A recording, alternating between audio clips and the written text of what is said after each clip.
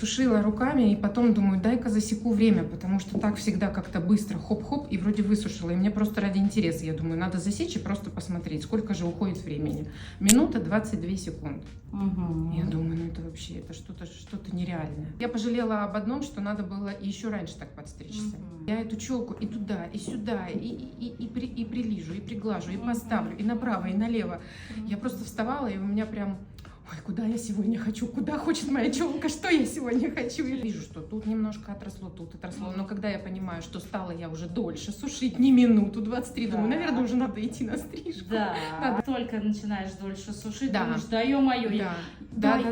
Даже не так, да ё-моё, я когда-нибудь высушу эти волосы. А ничего, что раньше 2 часа сушила, да, а сейчас вот 3 минутки, да, 3 минутки, это много, между прочим. Да, хорошо, да? Вообще. Стрижка у Галины всегда праздник.